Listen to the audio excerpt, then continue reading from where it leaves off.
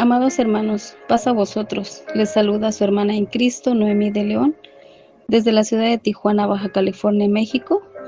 Hoy domingo 13 de abril del año 2025. Corresponde estudiar el tema El Mesías anuncia su muerte y gloria futura, primera vez, entrega total. Pero antes de comenzar, vamos a hacer una oración. Poderoso y buen Dios, que moras en lo alto de los cielos, alabado y bendecido sea tu nombre, Señor.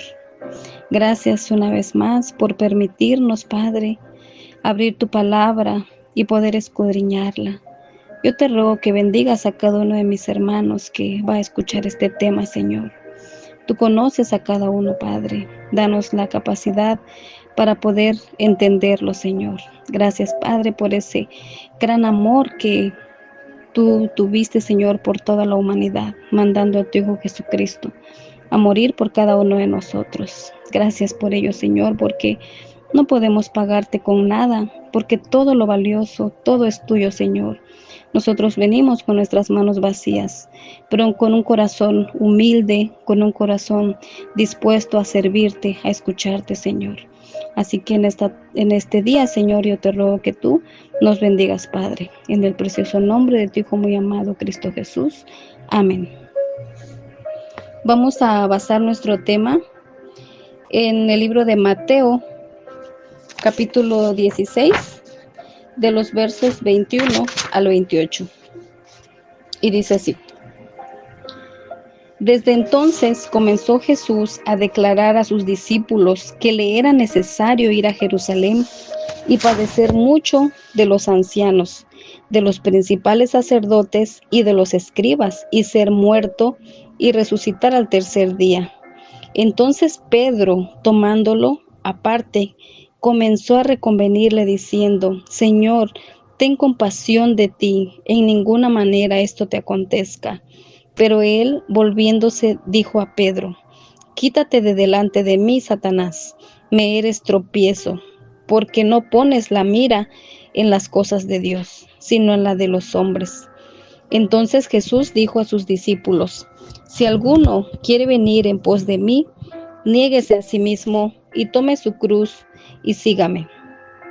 Porque todo el que quiera salvar su vida la perderá, y todo el que pierda su vida por causa de mí la hallará. Porque ¿qué aprovechará al hombre si ganare todo el mundo y perdiere su alma? ¿O qué recompensa dará el hombre por su alma? Porque el Hijo del Hombre vendrá en la gloria de su Padre con sus ángeles, y entonces pagará a cada uno conforme a sus obras. De cierto os digo que hay algunos de los que están aquí que no gustarán la muerte hasta que hayan visto al Hijo del Hombre viniendo en su reino. Amén. Qué hermoso, hermanos, esta parte de esta Biblia.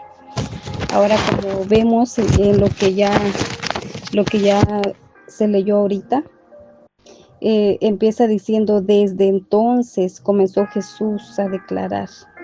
O sea, aquí lo está diciendo con mayor claridad que antes y sin reservas. Ahora Cristo está revelando que el Hijo del Dios viviente tenía que morir y resucitar de los muertos. Nunca antes había ocurrido algo tan fenomenal y nunca después volvería a ocurrir. Ahora se haría historia la Jerusalén que matas a los profetas.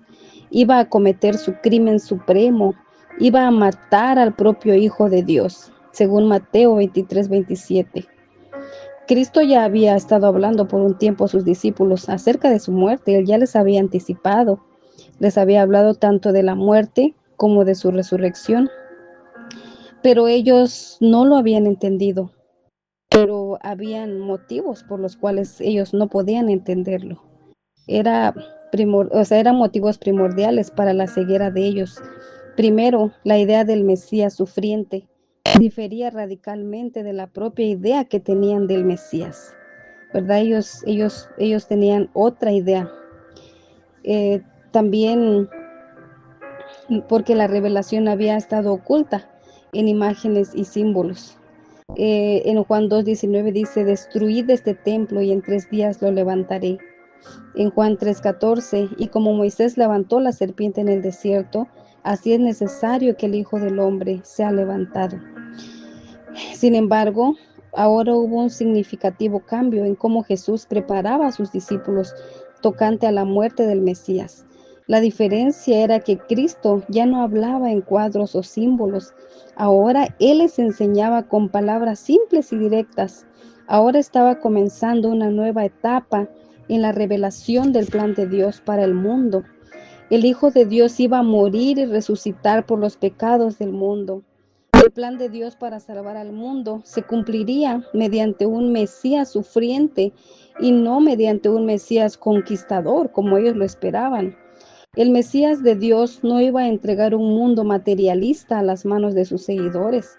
El Mesías de Dios iba a morir y mediante la muerte iba a inaugurar el reino de Dios y permitir que sus seguidores vivan eternamente en la presencia de Dios. Ahora los discípulos entendían más cabalmente que Jesús era el Mesías, el Hijo del Dios viviente. Habían dado un gran salto hacia adelante de su entendimiento de la naturaleza de aprender dos cosas: que el verdadero camino al reino de Dios y a su gloria era la muerte, el sacrificio, la negación propia.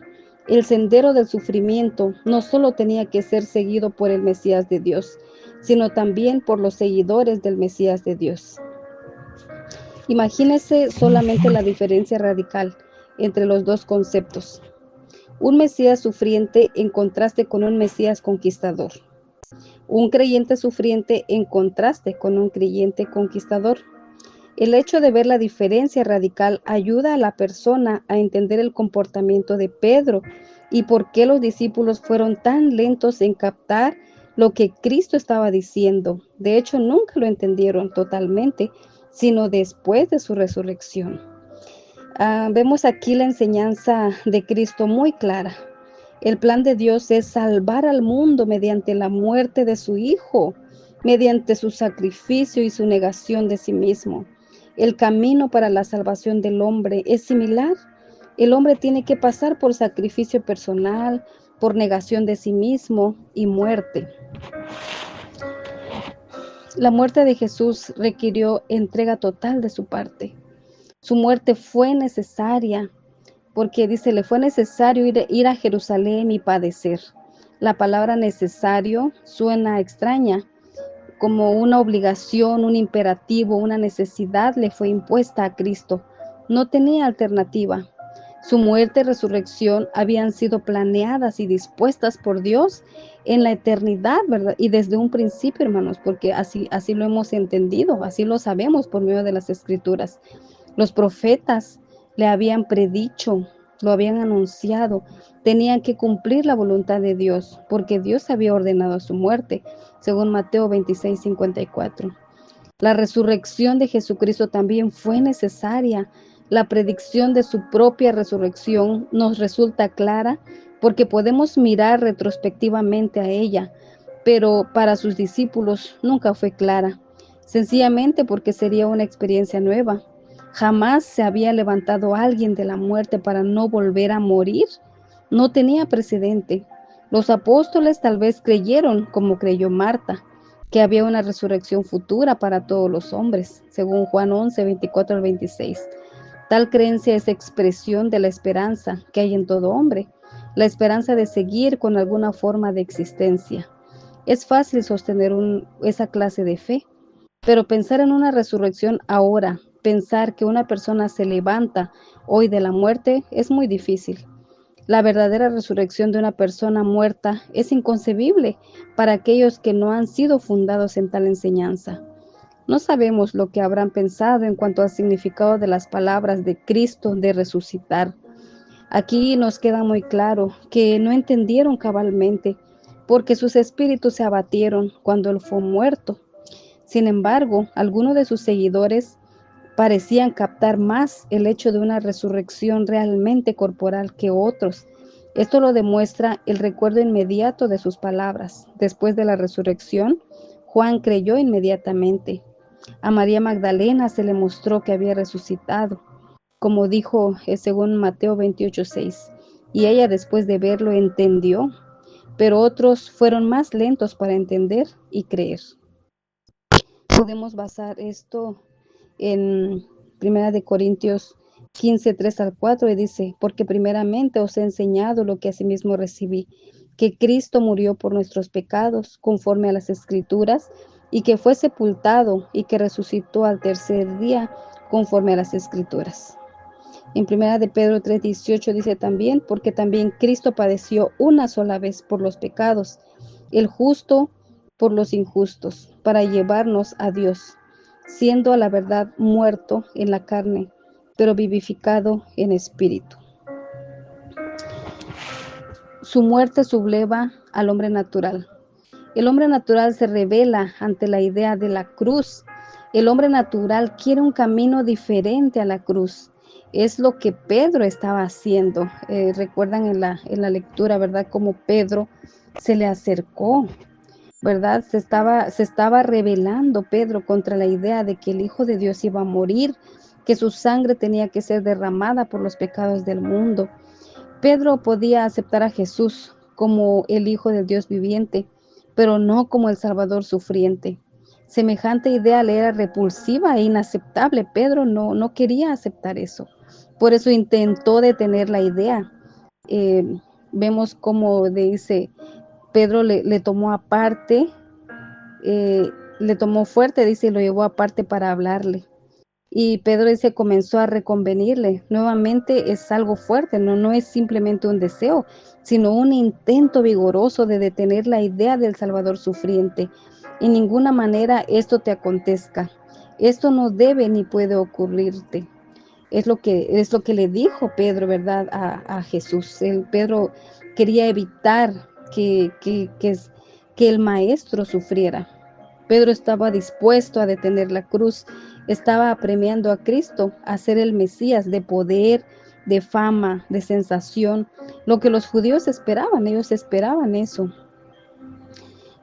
Pedro estaba apremiando a Cristo a seguir sus propios esquemas humanos en vez del camino de Dios. Y en ese esfuerzo estaba tentando a Cristo con los mismos compromisos usados por Satanás para tentar a Cristo.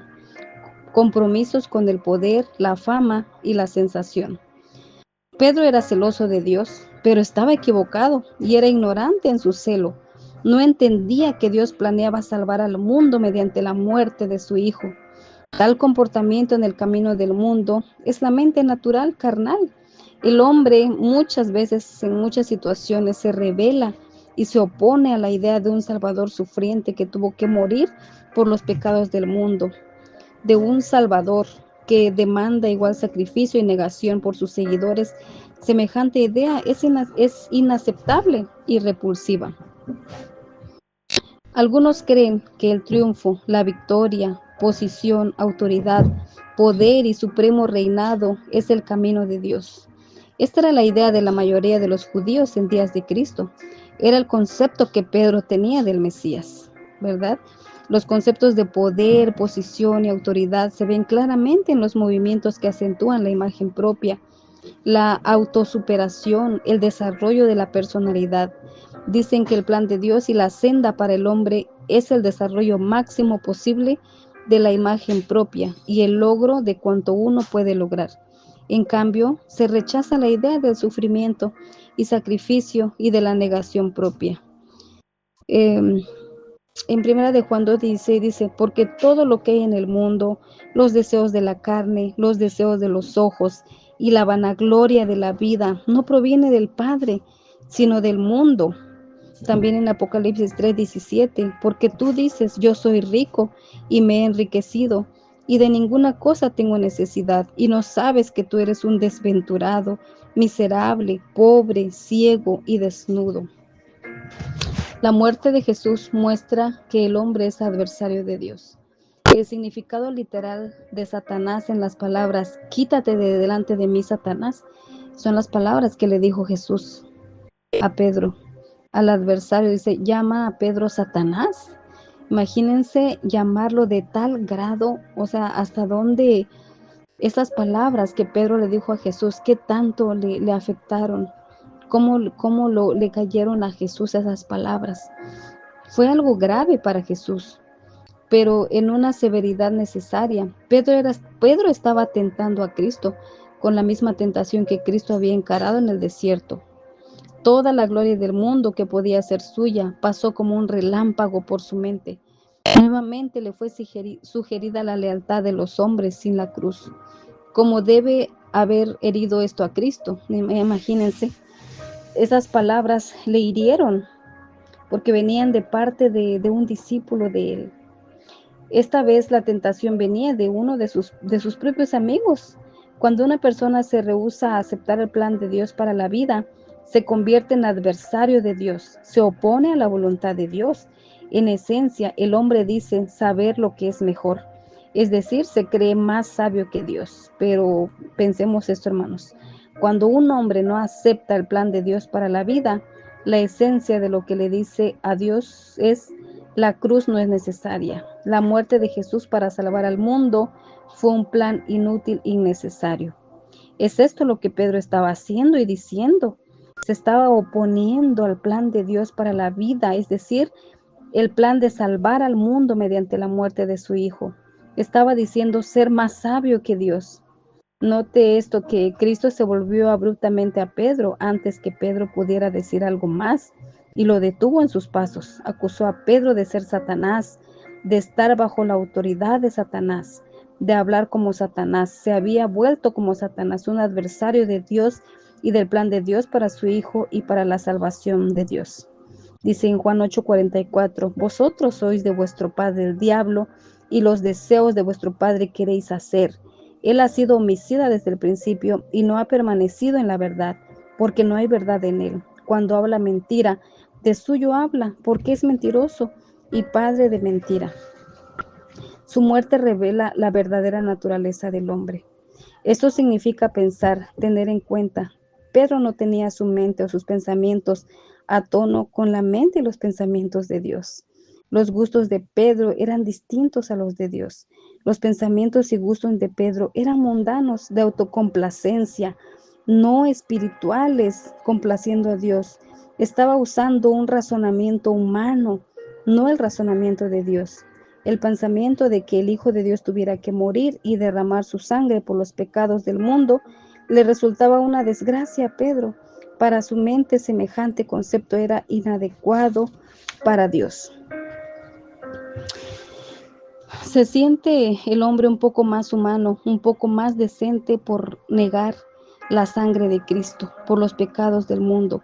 Rechazar lo que a veces se llama una religión de sangre le hace sentir a uno más aceptable en una así llamada sociedad civilizada.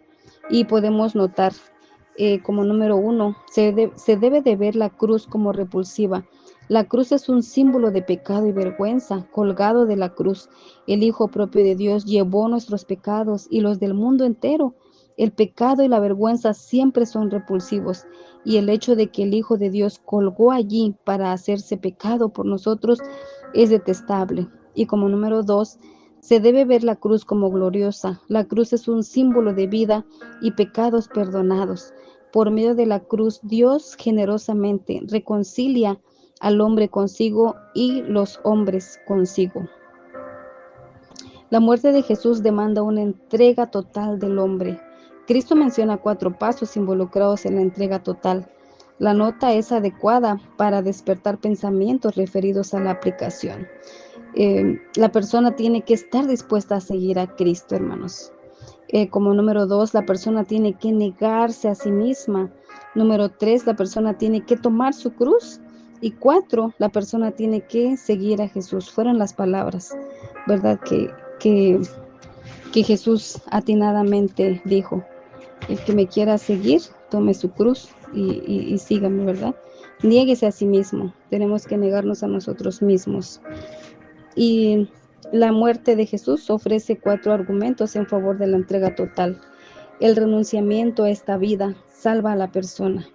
¿Qué quiere decir las Escrituras cuando dice que una persona salva su vida si la pierde, y que pierde su vida al encontrarla?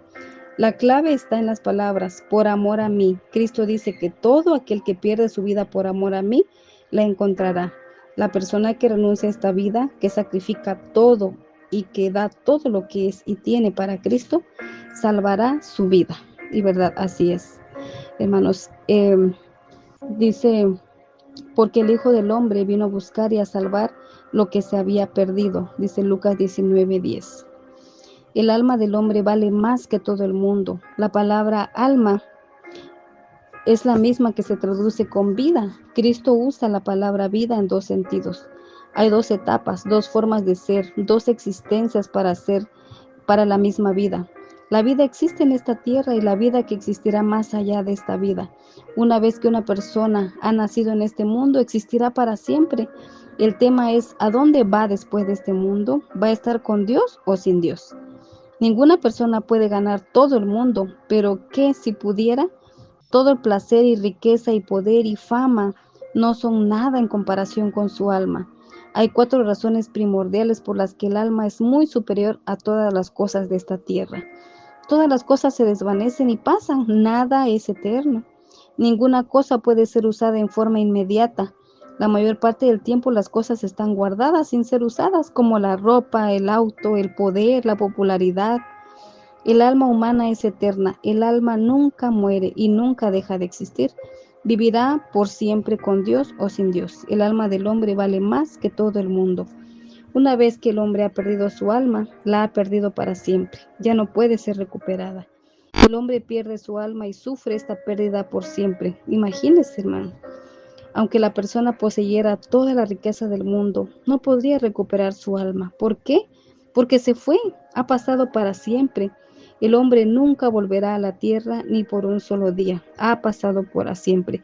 Dice Lucas 9:25, pues ¿qué aprovecha el hombre si gana todo el mundo y se destruye o se pierde a sí mismo? Y acordémonos, hermanos, que viene un día de juicio. Cuando Cristo vuelva, se verá el verdadero valor del sacrificio en contraste con la autosatisfacción. El sacrificio por Cristo será recompensado con abundancia. La autosatisfacción será condenada. El hombre será juzgado conforme a sus obras, las palabras. La palabra obra significa hacer, trabajar, actuar. No son hechos aislados, sino una conducta continua. Y hay una promesa, la promesa de no tener que gustar nunca la muerte. Este versículo es también más claro cuando es comparado con el relato de Marcos. También les dijo, de cierto os digo que hay algunos de los que están aquí que no gustarán la muerte hasta que hayan visto el reino de Dios venido con poder. Según Marcos 9:1, es el poder del reino el que se refiere Jesús, es decir, a su muerte y resurrección, al Pentecostés y a los muchos y muchos convertidos a este reino como resultado. Después de Pentecostés vino el poder de su reinado, un poder que trascendía cuanto los discípulos pudieron haber soñado. Pues qué tan importante, hermanos, es el seguir a Cristo, ¿verdad? El seguir a Dios.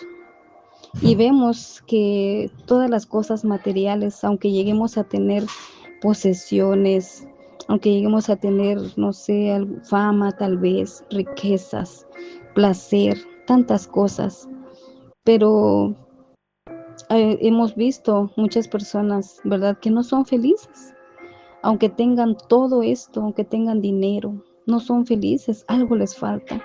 Si no tienen a Dios en sus corazones, se sienten vacíos. Entonces aquí, pues nosotros, ¿verdad? Hemos visto también en temas anteriores ese sacrificio que hizo nuestro Señor Jesucristo por cada uno de nosotros, ¿verdad? A través de ese gran amor incomparable que el Padre tuvo para cada uno de nosotros, por toda la humanidad. Ahora sí que él no vio raza, no vio género, no vio nada. Él fue por amor que envió a su Hijo Jesucristo a morir con cada uno de nosotros. Pero Él quiere una entrega total. Él quiere que le sirvamos y como ya lo mencionamos, esto va a traer una recompensa, ¿verdad? Y pues acordémonos, hermanos, que viene también el día del juicio y es en donde vamos a ser juzgados conforme a nuestras obras, ¿verdad? cómo actuamos en este mundo. Y ahora sí que la recomendación es, hermanos, que continuemos en este camino que Dios nos ha trazado, que es un camino de vida y de verdad, que podemos disfrutar de lo que poseamos, pero siempre caminando junto con Dios, tomarnos de la mano de Dios, ¿verdad? Pues este fue el tema de este día, hermanos. Pasa a vosotros.